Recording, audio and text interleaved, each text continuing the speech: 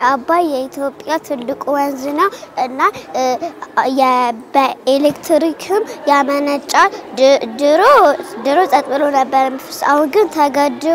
ተገድቦ ለኤሌክትሪክም ያመነጨ ነው አባይ እተኛባታለሁ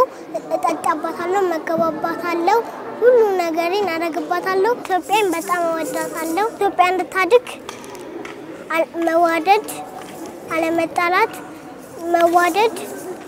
አለማዋሸት አለብን እንዲህ ያለው የልጆችን ሀገር የመረዳት አቅም በስርዓተ ትምህርት ውስጥ በማካተት ብቻ የሚሰምር አይደለም የትናንት ታሪክን ጠንቅቆ የተረዳ ዛሬንም ስንቅ ያደረገ ትውልድን በመገንባት ውስጥ የሚስተዋል የሀገር ፍቅር ማሳያ ነው ሀገር ያላትን ብሔራዊ ጥቅም አውቆ የሚያሳውቅ አውቆም ጠብቆ የሚያቆይ ትውልድን መፍጠር እጅጉን አስፈላጊ ነው ለዚህም ትውልዱ የሀገሩን ብሔራዊ ጥቅም ማስጠበቅ ላይ እንዲተጋ ማድረግ በአንድ ጀንበር ብቻ ተሰርቶ የሚጠናቀቅ የቤት ስራ አይደለም የሆነ ቦታ ላይ ስብራት አለ ብሔራዊ ጥቅም ላይ የሀገር ጉዳይ ላይ ከጻንነት ከልጅነት ጀምረን ይዘን ባለመምጣታችንና የሆነ ቦታ ላይ ደርሰን ብድግ ተብሎ ሲወራልን ብጅታ ውስጥ ነው የምንገባው ምን ማለት ነው የባህር በር ስትል የባህር በር ብሎ የሚጠይቅ እኮ ትውልድ አለ አሁን አልነገርነውማ ከታጀምረን አላሳየውንማ ራሱ መሬት ላይ እየሳለ እንድማር አላደረግነው ትውልድ ላይ መስራት ዝም ብሎ በንግግር የሚመጣ አይደለም ለትውልዱ የሚሆን ፋውንዴሽን ማስቀመጥ ይኖርብናል ስለዚህ ቅድመ መደበኛ ትምህርት ቤቶች ላይ ትኩረት አድርገን ነው እየሰራን ያለነው ትምህርት ቤቶቹ ለህፃናቶቹ ምቹ እንዲሆኑና የነገ ሀገር ተረካቢ ትውልድ ሆነው እንዲወጡ ከማድረግ አኳያ ምቹ ሁኔታዎችን የመፍጠር ነው ብሔራዊ ጥቅምን በማስጠበቅ ረገድ ትውልድን ከመሰረቱ ስለ ሀገሩ እንዲያውቅና መረዳት እንዲኖረው አድርጎ ለማሳደግ ዋጋን ያስከፍላል ይሄ ዳሴ ግድብ ከዚህ ነው የሚመነጨው በዚህ ነው የሚመረተው በዚህ ነው የሚታረሰው በዚህ ነው እንደሚሆነው መብራታችን አሁን የምናየው መብራት ከዛ ነው የሚመነጨው ብለ ልጁን ከታች ጀምረ እየነገርከው በአምሮ ውስጥ በነጭ ወረቀት ላይ እየሳልኮ ያልመጣው ነገር መጨረሻ ላይ መጣ አንተ ብሔራዊ መግባባት ብትለው ከየት ነው የሚመጣው ባህር በር ብትለው ከየት ነው የሚመጣው ህዳሴ ግድብ ብትነግረው ካደገ በኋላ ይሄ ንጹህ ወረቀቱ በሌላ ነገር ተጨናንቆ በሌላ ነገር ከተሞላ በኋላ ልጻፍበት ብትል አይጻፍልህም ስለዚህ ከታች ጀምረን እንዴት አድርገን ካሪኩለማችን ውስጥ በጫዋታ መልክ እናምጣው እዚች መሬት ላይ እንዴት እንሳልላቸው እንዴት እናሳያቸው እንዴት ከታች ጀምሮ የኦነርሺፕ ስሜትን እየፈጠሩ እንዲሄዱ እናድርግ እሱን እንዴት ውስጥ በካሪኩለም ውስጥ ያሳየን እንሄድ የሚለው ነገር ትኩረት የሚሻ ነገር ነው የሀገር ግንባታ ብለን ስንል ከብሔራዊ ጥቅም ባሻገር ውስጣዊ ጉዳዮቻችንን በጣም ብዙዋል በሀገር ጥቅም ጉዳይ ላይ መደራደር እንደሌለበት ከዛ ጋር በተያያዘ ደግሞ ትውልዱ ላይ መቅረጽ ላይ የነበሩ ውስንነቶች ነበሩ ህፃን ሲባል ያ ህፃን አድጎ ትልቅ ሰው ሆኖ ሀገር መረከብ የሚችልበት አስተሳሰብ ገና አልተገነባም ህፃንነቱ እንጂ እሱ ህፃን ነው ተውት እየተባለ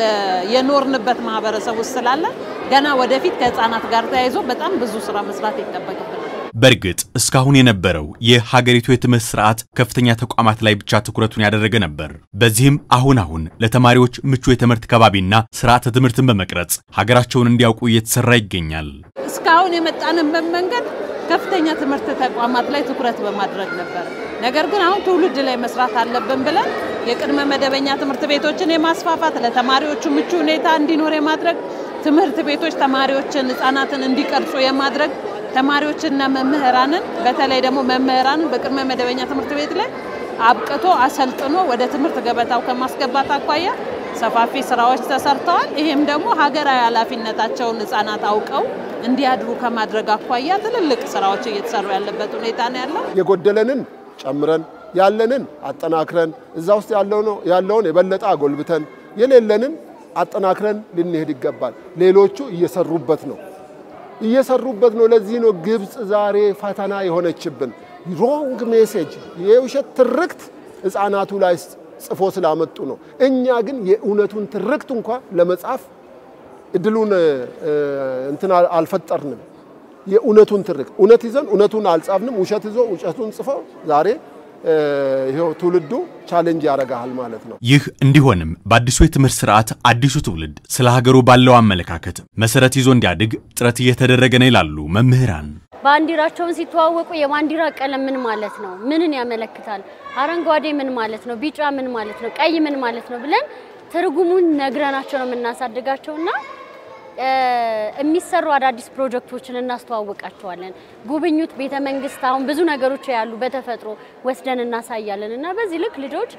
ሀገራቸውን እንዲያውቁና እንዲማሩ የማድረግ ከፍተኛ ጥረት ያያረግን ነው ህፃናቶቹ ሁለንተና እድገት ኖሯቸው ሀገር ወዳድ እንዲሆኑ አካላቸው አምሯቸው ስሜታቸው እንዲሆን ማህበራዊ ትስስራቸው የተሻለ እንዲሆን ይበልጥ ደግሞ ከጽንስ ጀምሮ እስከ 7 አመት ያለው የልጆች እድገት የሚሰራበት ወቅት ስለሆነ